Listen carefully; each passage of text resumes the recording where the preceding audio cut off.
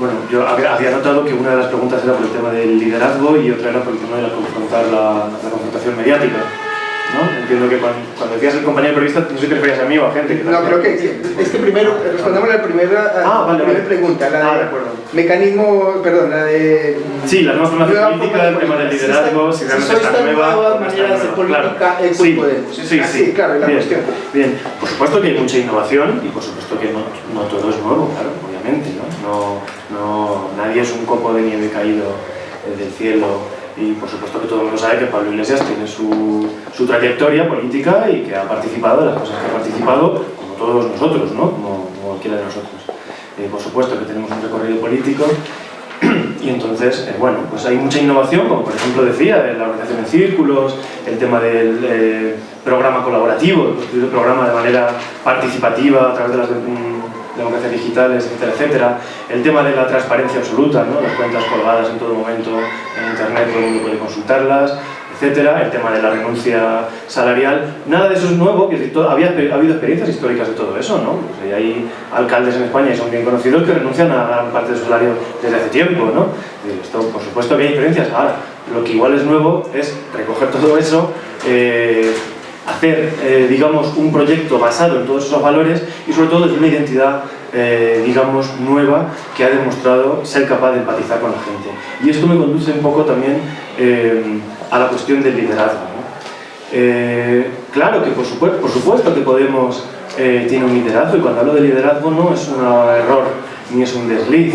Hay que distinguir entre lo que es un liderazgo y lo que es un jefe, ¿no? La distinción entre liderazgo y jefe es la distinción entre lo que es el poder y lo que es la autoridad que se conquista, digamos, cuando consigues que mucha gente empatiza con lo que dices y cuando consigues ganar ciertas batallas, ¿no? Es decir,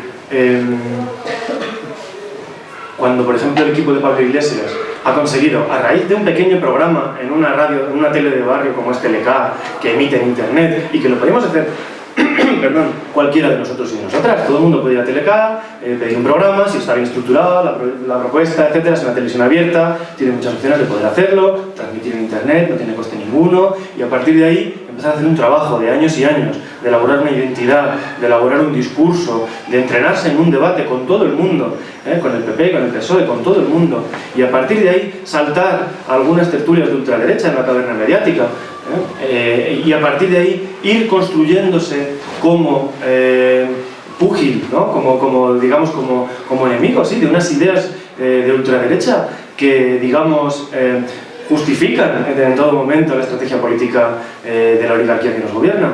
Y a partir de ahí saltar a otra televisión de masas, en la cual la gente te ve y ve lo que dices. Y yo, perdóname, de verdad que no creo que en unas primarias gane Pablo porque es el más guapo. Estoy convencido de que hay gente mucho más guapa en Podemos. ¿No les conocemos? Sí les conocemos. En las primarias estaban todos con sus caritas y tú podías votar al que tú quisieras.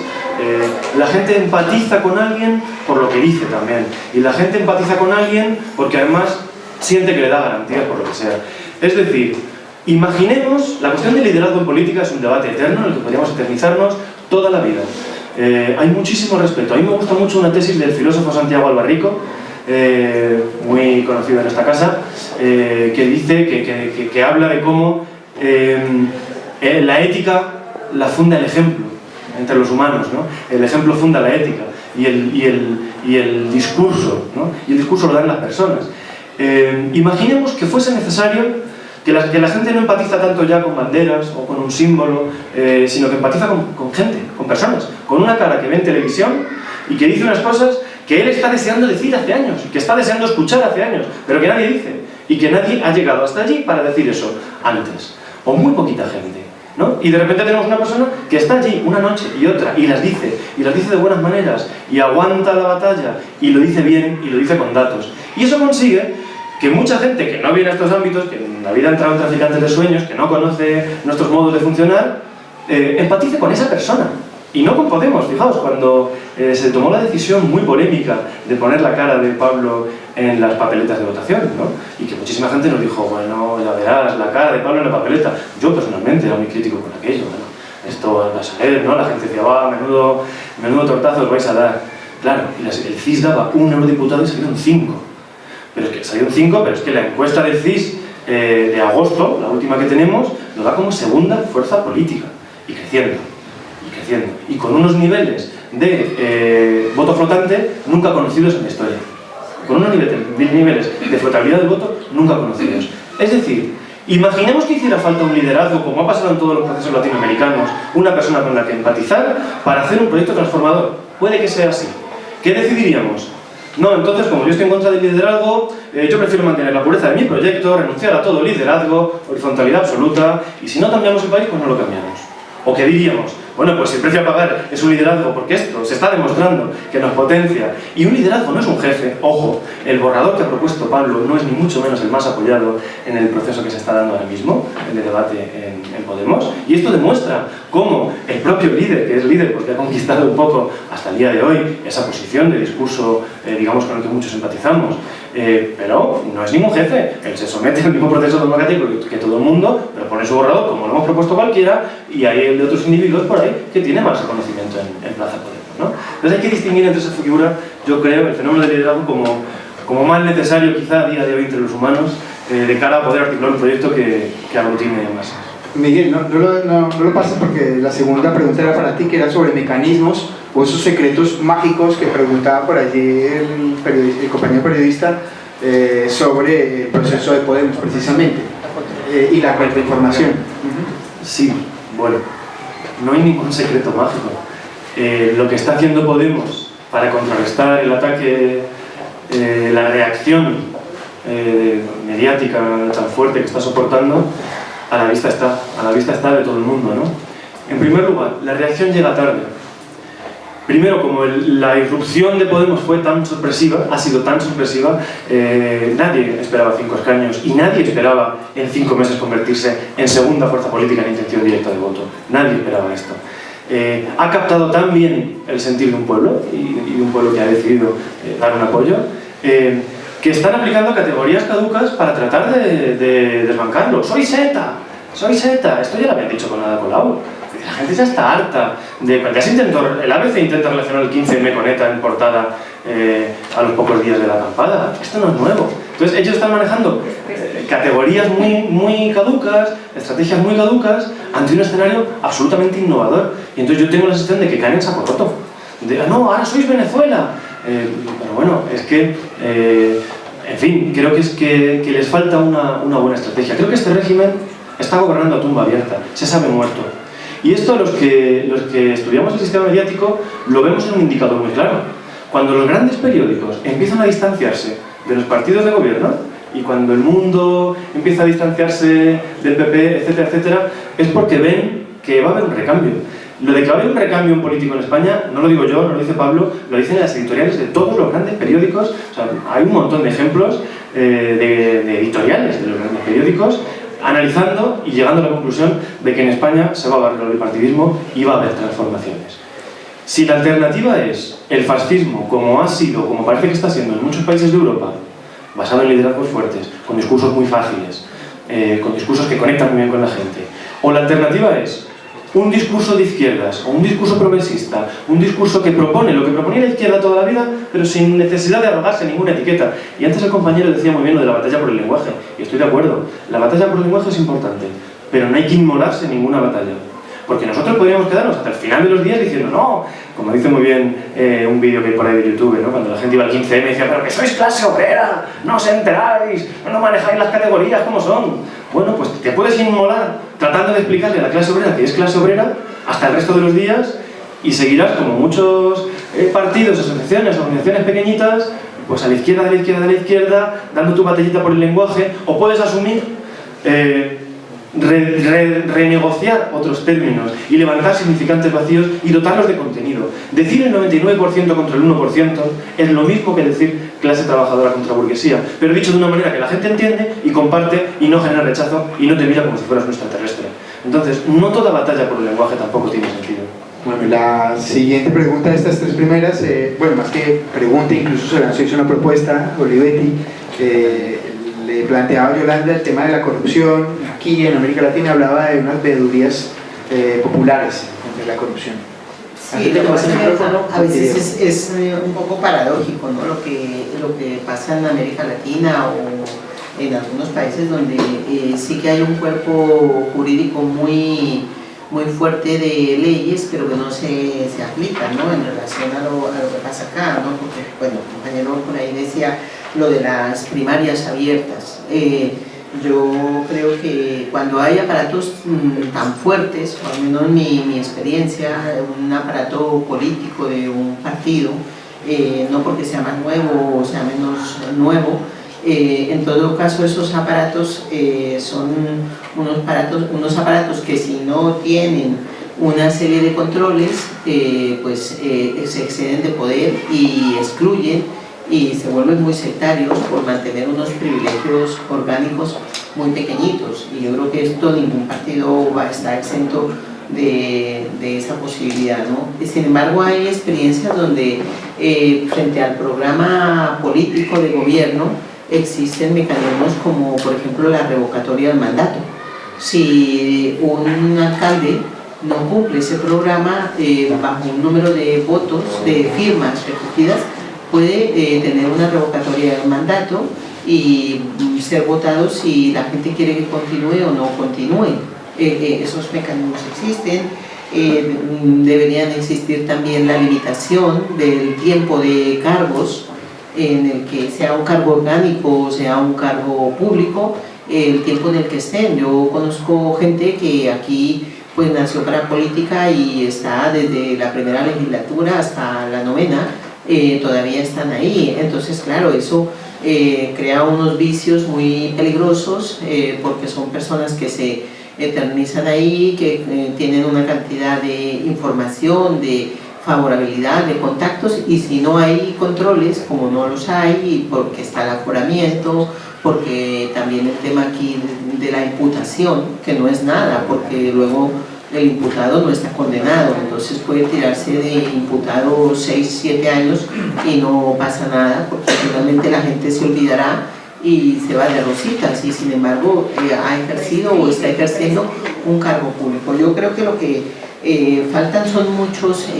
controles que no existen para el mundo de la política, ¿no? Empezando desde el aforamiento, cuando aquí hay más de 10.000 aforados, que si son cargos públicos pues hagan lo que hagan, poco puede pasar, mientras Francia no tiene sino aforado al presidente y a otro cargo público, no más. Entonces, por eso digo, las primarias abiertas, si fueran controladas por el Estado, porque yo conozco otras realidades en donde hay primarias pero no las controla el partido, ni el aparato del partido.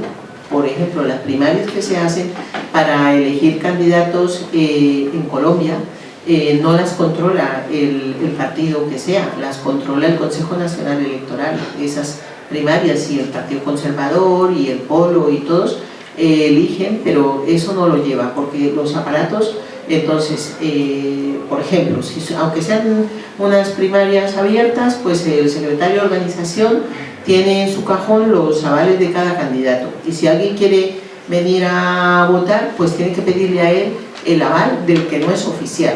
Pues como hay un sistema clientelar y como ahora mismo hay una vulnerabilidad tan grande, pues todo el mundo espera que le puedan dar la recomendación o la ayuda para el empleo. Pues no se va a, digamos, a mostrar, porque no existe esa libertad a la hora de votar, ¿no? Entonces es ideal que sean las primarias abiertas, porque todos los ciudadanos podrán votar, o sus simpatizantes, pero lo importante es quién controla esas primarias dentro de un partido, porque pues hay intereses, lógicamente, y se van a defender el mantenimiento de esos intereses.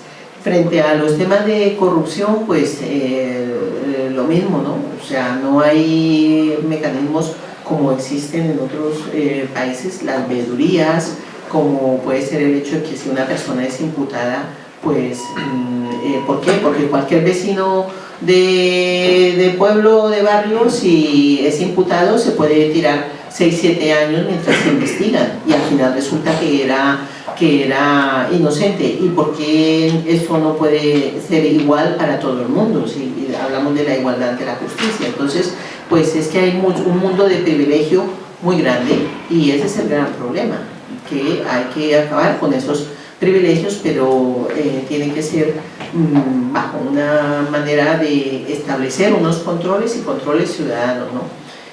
Bueno, no sé, el tema de caudillismo, de tal, pues es un tema también que en América Latina le tenemos miedo a eso. Ahí tenemos un par de preguntas. José Luis, vamos a hacer el micrófono mientras que llega allí. Yo lo voy a hacer una cada pero ya quitaste el Claudio, adelante. Lo voy a hacer yo simplemente quería preguntar a Podemos,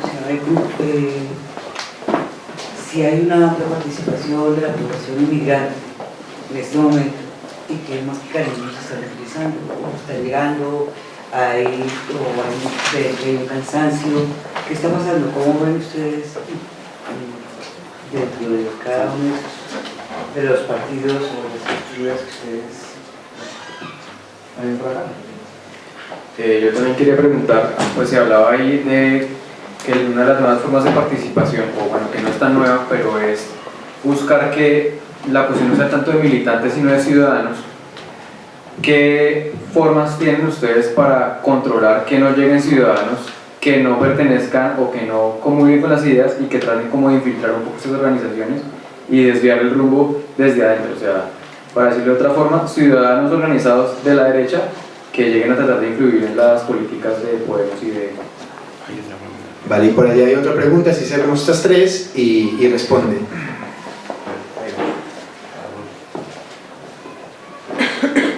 Buenas noches, soy Andrés Robles. Quería yo hacer primero una reflexión acerca del crecimiento económico del cual hablaron unos compañeros, principalmente el crecimiento en América Latina. Y de repente, yo como latinoamericano, como peruano, llego a la conclusión de que crecimiento y desarrollo son totalmente opuestos y diferentes. Por lo menos lo que ha pasado en América Latina, y en términos generales, incluso en Brasil, por ejemplo, uno de los países emergentes, ha crecido el número de millonarios y no ha disminuido el número de pobres en la misma medida. Si hablamos de igual, el índice de Gini en América Latina es el más alto de todo el mundo como bloque. Entonces, a pesar de que tenemos gobiernos progresistas, de que tenemos alguna reducción de la pobreza, la desigualdad en Latinoamérica se mantiene. O sea, yo creo que no es mucho un modelo a seguir en el plano económico, por ejemplo.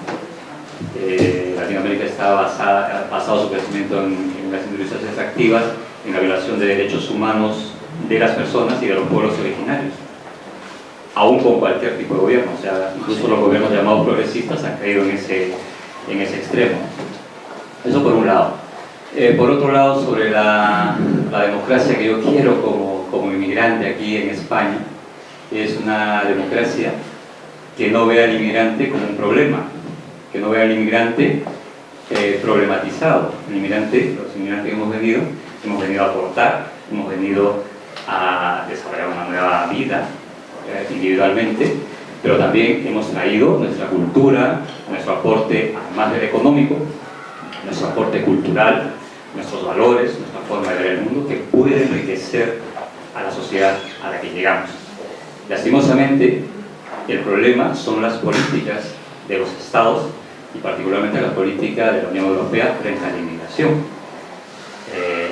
Hoy se cumple un año de lo que pasó en Lampedusa, que está pasando en Melilla, en Ceuta, muy cercano a nosotros.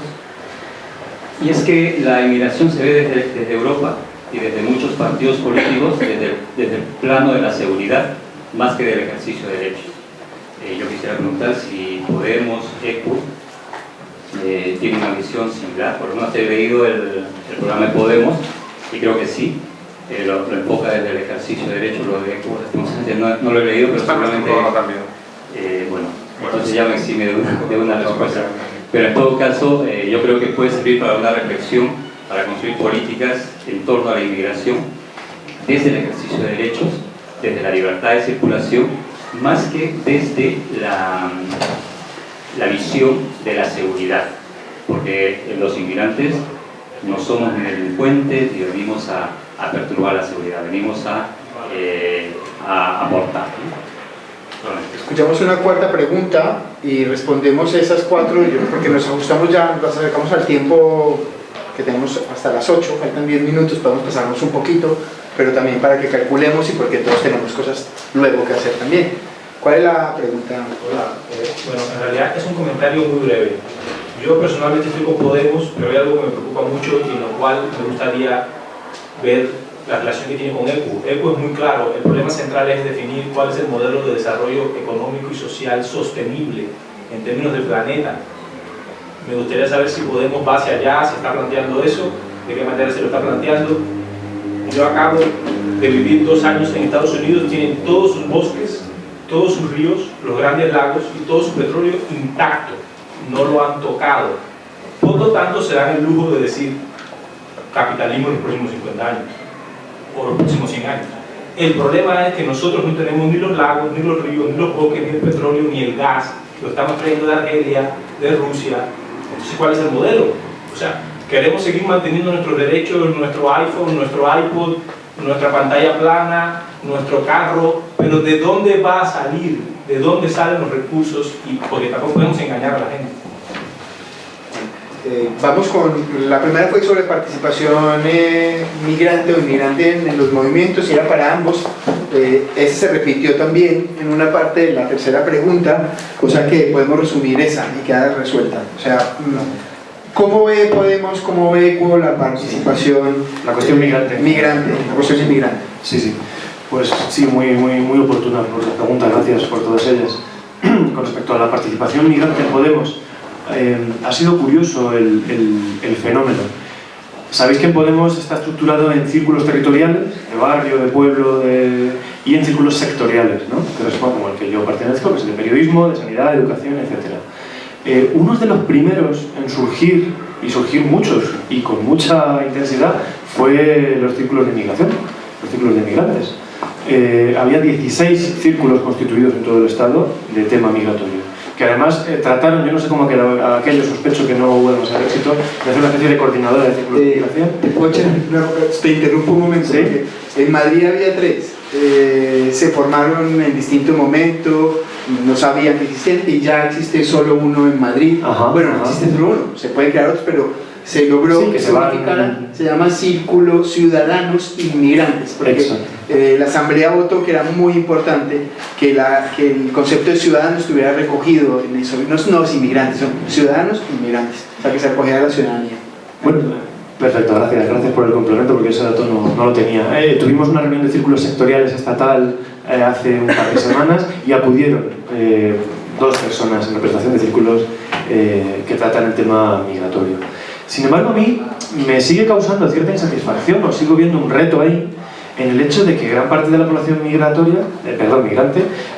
a personas que digamos que no han nacido aquí, han decidido participar de una manera acorde a esta identidad, es decir, en círculos de inmigración. Pero tú luego vas a ver los círculos de periodismo, de educación, de sanidad, y hay una composición que no se corresponde con la de la sociedad española. Somos todos muy blanquitos y somos todos muy madrileños. Entonces yo sigo echando en falta, y creo que ese es uno de los retos, llegar a todas las capas de la población, ¿no? Es verdad también que, que voy a explicar, que quienes tenemos tiempo para participar políticamente y para organizarnos e ir a los círculos, a menudo somos las personas pues que no tenemos cargas familiares, que no estamos y que muchas veces la población migrante es la que sufre las condiciones de vida más duras en las ciudades, que no se trabaja y que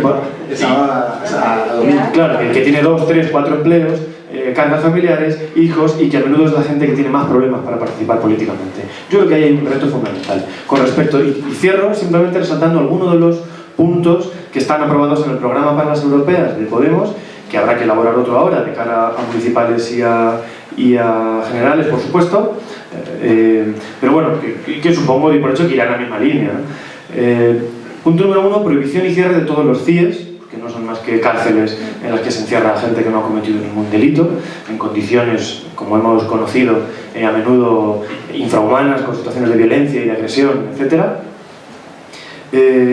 Terminar, me salto algunas, ¿no? Anulación de los programas contra la inmigración como Frontex y Eurosur, eliminar la llamada directiva de la vergüenza, la directiva europea que, como sabéis, obliga a expulsar a los inmigrantes en un periodo de 7 días, eliminar las vallas antipersonas y el SIBE, fin de la política de externalización de fronteras, que consiste en conseguir que Marruecos o Argelia u otros países hagan de frontera previamente a las nuestras, eliminar los vuelos y barcos de deportación masiva, una red de acogida integral a la persona que llega en todos los planos de vida, idénticas condiciones laborales a la población nativa, mantener los permisos de residencia y trabajo independientemente de la cotización laboral, que no dependa de la renta el hecho de que uno tenga permiso de trabajo, reconocimiento del derecho de los y las migrantes a votar donde viven y no solo en base al derecho de reciprocidad, que era una de las cosas que comentaba Yolanda, sistema de solidaridad que incluya ayudas al desplazamiento para que los trabajadores forzados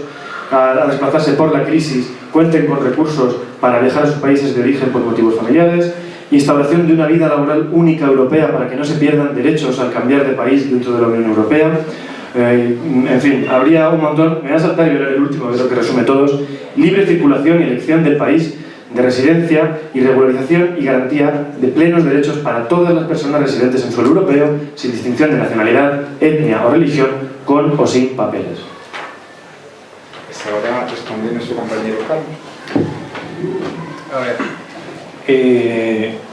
es muy similar a lo que tenemos aquí, pero te voy a leer un extracto de nuestro programa para las europeas. El extracto, bueno, hay dos cositas muy breves, ¿vale? Uno hace referencia a el punto 584 de nuestro programa, que lo puedes encontrar en la web. Lo tienes que poner programa europeas ECUO y llegas ahí. El apartado 5, que son relaciones internacionales, políticas de vecindad, ampliación, desarrollo, comercio internacional, política exterior y seguridad. Y dice básicamente aquí: exigimos un cambio de enfoque en las políticas migratorias de la Unión Europea, transversalizar la política de derechos humanos de la Unión Europea, defender los derechos civiles, políticos, económicos, sociales, culturales, promover los derechos. Y luego otro punto que refleja muy bien el sentir es que asimismo se propone la creación de un observatorio permanente de los derechos humanos que actúe con independencia a la administración. Esto es muy importante porque lo que está ocurriendo en las fronteras, especialmente en Ceuta y Melilla, donde los candidatos que teníamos de ECO hicieron visita expresa allí, se están incumpliendo los derechos humanos.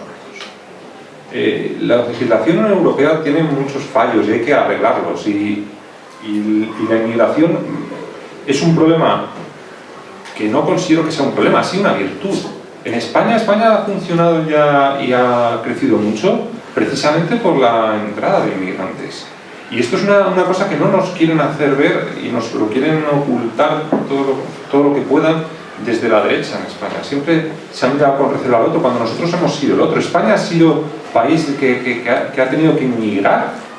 Aquí hemos tenido una dictadura de 40 años y tengo abuelos, tío, todo el mundo tiene familiares que tuvieron que ir a otro país a trabajar, porque si pisaban le mataban. Entonces, en ese sentido en ECUO no te vas a encontrar nada que no desentone con los derechos humanos, que es una de las cosas que tenemos muy marcado en nuestro ADN. Y luego otra cosita sobre la misma pregunta que creo que hablabais de participación. Nosotros también tenemos asambleas territoriales, o círculos, o como queráis llamar. Nosotros seguimos teniendo esa...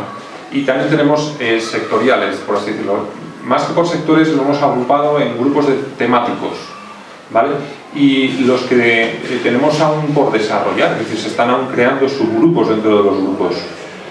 Ahora mismo, pensando, no recuerdo dónde tenemos el tema de inmigración, pero cualquier ciudadano puede apuntarse como simpatizante y ya directamente acceder a todas las asambleas. Hoy lo que nos encontramos es que el impacto de la crisis ha causado un empobrecimiento en general en las capas digamos más vulnerables de la población, y yo sí diría que pues sin ser de izquierdas o de derechas, pero la historia es que sí que hay una lucha de clases, o sea que hay unos elementos de la estructura de poder y de la exclusión política que se evidencian en ese mayor empobrecimiento. Entonces los partidos, digamos los nuevos partidos, pienso que dentro de esa comprensión de que hay un número de personas que ejercen los mismos derechos porque han adquirido la ciudadanía por nacionalidad, sí que tienen que tener en cuenta esa diversidad cultural que sigue existiendo y por eso cuando hablaba por ahí Ariel de la visión más holística de cuál es la democracia que queremos, porque nosotros sí somos, digamos, más conscientes de que estamos aquí porque hay una desigualdad internacional y que, bueno, ya nos hemos quedado aquí porque aquí llegamos y hemos podido hacer y encontramos un ambiente en el que había empleo y que es el primer mecanismo de distribución de la riqueza y nacieron muchos niños y se aportó a esa, digamos, baja de la natalidad, pero esa identidad compartida y transnacional pues nos hace muy conscientes de que las cosas que aquí se hagan en términos de economía no deberían afectar las posibilidades de desarrollo, porque por ejemplo hoy en día cuando alguien nos dice no, es que me quiero ir para España, aquí todo el mundo responde no, pero ¿qué vais a venir a hacer si es que ahora no hay ni empleo? No, pero es que aquí no mejora nada, por lo menos allá hay tranquilidad, por lo menos allí nadie se muere de hambre, por lo menos la crisis nos lleva a unos estados de inseguridad y violencia y ¿por qué no podemos disfrutar de eso si tengo allá a mi amigo, a mi hermano? Entonces sí que creo que ese planteamiento de modelo de desarrollo más global que también plantee y aborde la desigualdad internacional debe estar ahí en un programa, ¿no? Y por otro lado, pues la garantía de unos derechos iguales de verdad en democracia real, iguales para todos, en donde no haya limitaciones porque sea el uso de otro o por el tiempo de residencia, sino que realmente la ciudadanía sea por residencia, como dicen los programas. Entonces hay que decir cómo. Y además eso de que no se siga también utilizando lo de segunda generaciones, aunque sean ya hijos, nietos nacidos aquí, parece que no fuéramos nunca de aquí, nunca terminábamos de hacer de un sitio. Quedan dos cuestiones. Comenzamos con Miguel, porque una era esas formas de control que preguntaba un compañero por aquí para evitar un caballo de Troya dentro de Podemos, porque ante tanta libertad, tanto asambleísmo, pues suena muy bonito, pero también tiene esa posibilidad para que personas perspicaces pudieran intentarlo. Voy a ser súper breve porque empiezo a percibir cansancio ya en... Sí, ya, esa y queda otra y ya terminamos.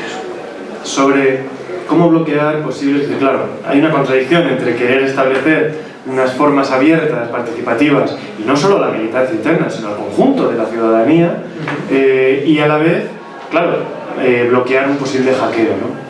Bloquear la posibilidad de un hackeo de alguien que se cuele en ese sistema y opere para manipular el resultado. A día de hoy, el principal mecanismo para evitar eso, y ha funcionado relativamente bien, tanto a ECO como a Podemos, en la construcción de programa y en las primarias, en eso hemos tenido unas prácticas muy parecidas, yo creo que es, primero, la masividad. Es decir, cuando tú tienes muchísima gente participando, a día de hoy hay 120.000, 130.000 inscritos en Podemos. Claro, reunir una fuerza de 15, 20.000 personas para que pudieran tener algún tipo de incidencia fuerte, que se disciplinen a meterse en todos los debates, participar, inscribirse, firmar un compromiso de unos principios mínimos, y no es nada fácil. Es decir, a día de hoy no ha hecho falta. Respondiendo a tu pregunta, a día de hoy no hay ninguno. No hay habido ninguno. Ahora bien, los hay, y si hiciera falta, claro que se pueden habilitar. Pero mi experiencia, o nuestra experiencia, es que al final la participación no es anónima, ¿no? En un foro anónimo de internet como Reddit, donde cualquiera vota cualquier cosa, sí puede pasar, sí es más fácil que haya ese tipo. Pero en un foro en el cual tú ya pues, te inscribes como simpatizante, das tus datos, claro, te comprometes con digamos, unos principios éticos mínimos, y esto puede quedar, si hiciese falta, hasta ahora no se ha hecho, pero podría quedar públicamente reflejado, que tú te comprometes con los principios de ECO o los principios de Podemos para participar en ese proceso. Eso ya muchísima gente ya evitaría una campaña masiva, habría gente que no lo haría. Entonces, nuestra experiencia es que a día de hoy no ha hecho falta, como también las asambleas, como sucede en ECO, son abiertas. Para un círculo no hay que inscribirse en ningún lado para ir a ningún círculo, cualquiera va, cualquiera vota, en cualquier discusión de cualquier círculo, y en Reddit, y sinceramente no ha hecho falta. Y nuestra experiencia además es que cuando lo que tú planteas es de sentido común y consigues la masividad en la participación, esa es la mejor receta que hay, que muchísima gente participe. Espérate, porque ahí ya vamos a la última pregunta, que era para ambos, que era como ese modelo, ¿cuál de esos dos modelos que se proponían esa me parece para saber si irán a ese modelo más global, más pensando en los otros, no solamente mirándonos el ombligo como hemos hecho hasta ahora, pensando que éramos los duros de Europa, la maquinaria de la máquina del tren de Europa, y construyendo a tope en un modelo que hoy no opera? ¿Qué modelo queremos? ¿Cuál es el modelo que cada uno propone o que cada grupo propone? Creo que en lo que decía el compañero de distinguir entre crecimiento y desarrollo hay una clave fundamental de por dónde deben ir los tiros de la economía mundial en las próximas décadas si queremos seguir manteniendo el planeta, sin más. Es que esto ya es una cuestión de urgencia, es que hay paneles científicos que una y otra vez dicen, ojo, estamos a punto de cruzar el punto de no retorno, de alcanzar un punto de descontrol climático, de alcanzar un punto, en fin, quiero decir que esta es una posibilidad real. No estoy hablando de ninguna tesis conspiranoica, es una cosa que está ampliamente documentada y que cualquiera puede consultar. Paneles científicos con cientos de científicos a nivel internacional. Esto es una realidad. Entonces, a mí me parece además que es un tema políticamente fundamental. Quiero decir, el hecho de que esto se sepa y sea una realidad y desde las oligarquías que gobiernan el mundo se haya tomado a guasa, literalmente, ¿no? Las declaraciones de Aznar de, bueno, pues tendremos langostinos otra vez en la costa del Cantábrico, o las declaraciones de Putin, ¿no? Bueno, pues un par de grados en Rusia no nos viene nada mal, ¿no? Esto en la cumbre contra el cambio climático. Es decir, el que se esté tomando a guasa y el que se siga promoviendo el PIB, y conecto con otra de las cosas que decías, el crecimiento. Para empezar, que hablemos de crecimiento simplemente cuando sube el PIB. Cuando el PIB, el hecho de que se haya impuesto el PIB como medida de que un país va bien, ya expresa que hemos adoptado todos la perspectiva de la oligarquía financiera y económica. Es decir, cuando el PIB crece, al que le irá bien, el PIB no mide para nada el reparto de riqueza. O sea, le irá muy bien al que controle la economía de ese país, y si ese país tiene la riqueza repartida, pues además le irá bien al conjunto de la población. Pero si no, en principio, que crezca el PIB no tiene nada de bueno. Y en un mundo en el cual hay que empezar a pensar en políticas de decrecimiento, de empezar a producir cosas no para que se rompan al día siguiente, para producir más, para vender más, para consumir más, sino a reducir las tasas de consumo, a cambiar la producción y los modelos, que yo creo que además ha sido uno de los errores tradicionales de la izquierda en el siglo XX, ¿no? El desarrollismo, esas posturas desarrollistas que veían a China y a India creciendo al 7 con muy buenos ojos. Ahí veis las diferencias tan desiguales que hay en esos países, ¿no? Donde la inmensa mayoría de la población se muere de hambre. ¿Y de qué les sirve crecer al 7 a los indios? ¿De qué les sirve crecer un 7% si la gente literalmente se muere de hambre? Entonces, empezar a adoptar otros índices, como por ejemplo el índice de desarrollo humano, que propone el PNUD, o por ejemplo el índice de Gini, eso es cambiar de perspectiva. Es una vez más el no mirar el mundo con los lentes que nos ha impuesto el sistema financiero y las doctrinas liberales, y empezar a mirar el mundo desde otros lentes y priorizar otros índices, ¿no? y otros resultados. Gracias, Miguel. No sé si me habías visto aquí haciendo las señales. Vamos con Carlos, ese mismo tema, y ya... Pero sobre los índices estoy muy de acuerdo. Lo de los índices es una batalla. De hecho, muchos de los indicadores de bienestar no tienen mucho que ver con la riqueza, sino con la desigualdad. Luego esto en realidad es un tema con muchísimo más calado del que creemos, porque estamos socializados a consumir sin parar.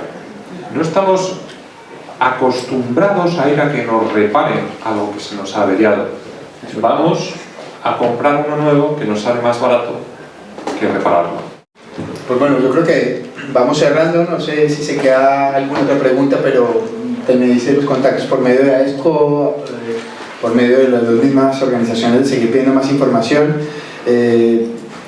Yo pues solo tengo que agradecer a los tres invitados el día de hoy, el haber compartido con nosotros sus puntos de vista, Traficantes de Sueños, el cedernos el espacio, a AESCO por la iniciativa, y sobre todo lo que nos queda, o por lo menos a mí, nos queda claro, es que es el momento de movernos, de no quedarnos quietos y de buscar esos encuentros. Yo sí me quedé con alguna gana alguna pregunta, igual la voy a soltar para que ustedes la respondan desde el final, si quieren, la última.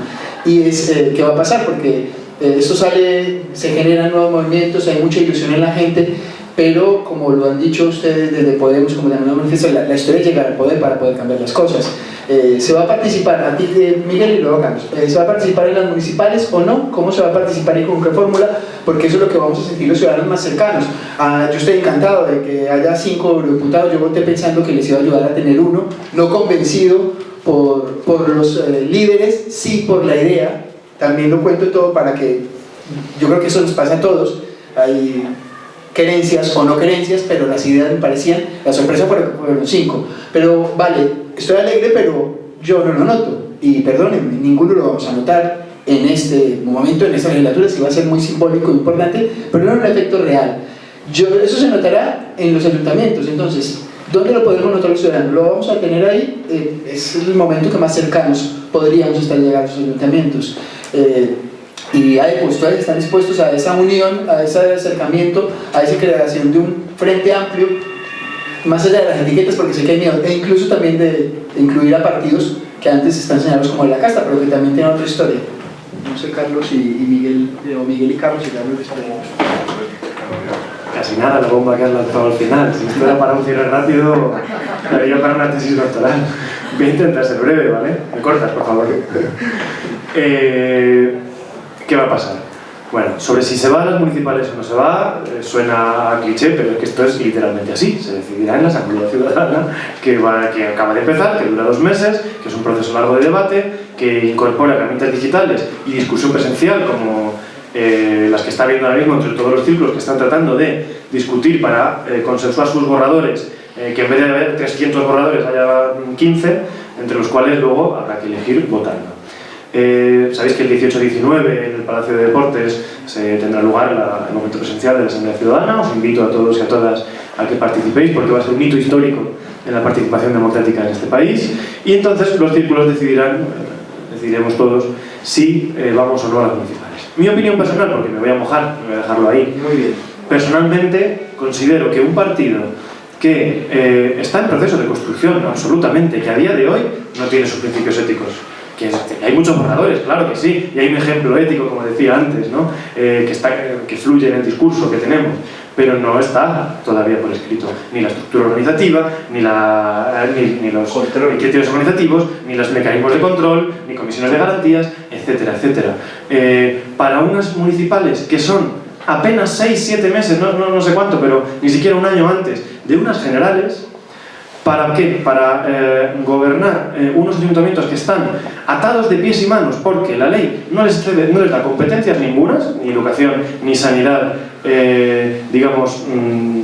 tienen competencia los ayuntamientos, ni además están endeudados hasta las cejas, con unos niveles de deuda como la Ciudad de Madrid, tiene miles de millones de euros de deuda y que por lo tanto no tiene presupuesto para realizar las políticas que necesitaría.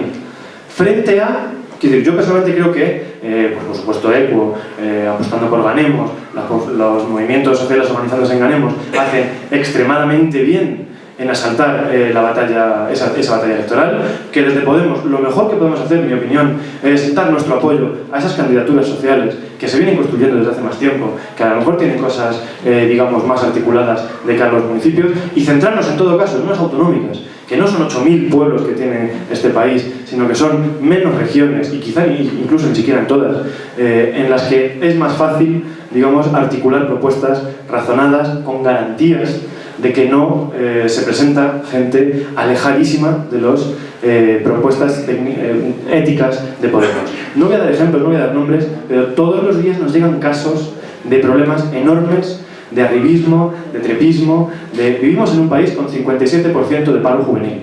Hay mucha gente con mucho tiempo dándole la cabeza todo el día de cómo puedo vivir. Y de repente hay un partido que de la nada se convierte en segunda fuerza política. Es muy goloso. Hay muchísima gente que ha visto Podemos y ha dicho, yo voy a hacer carrera política, ya sé lo que voy a hacer. Y han montado un círculo, no es todo, pero por supuesto que eso hay. Y nos engañaríamos si decimos que no es así.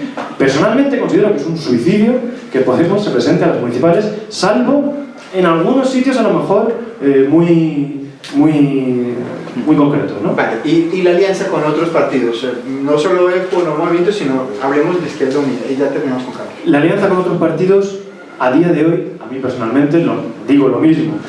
Por supuesto que lo decidirá la Asamblea Ciudadana. No solo la Asamblea Ciudadana, sino que además lo que se ha establecido es, bueno, con un partido que no haga primarias no se puede hablar de ningún tipo de alianza, y en principio, a mí personalmente el análisis que hago es: Podemos no ha terminado de desplegar sus alas en absoluto.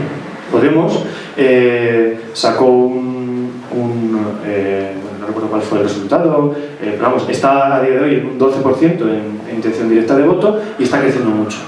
Mi sensación es que de incluirse como piececita más de un frente de izquierda, de una izquierda IKEA, donde se componga a través de bloques, sería una cuota a la capacidad de crecimiento y de vuelo que tiene Podemos, que a día de hoy es desconocida, pero que estoy seguro que no es de un 20% y que podría ser de un 30% o de mucho más. Mi propuesta personal: dejemos que Podemos despliegue sus alas, dejemos ver hasta dónde llega este proyecto, y a raíz de ahí, cada cual, con la fuerza que haya capitalizado y con la aprobación de las bases, juntemos y sumemos, por supuesto, para desalojar a este poder.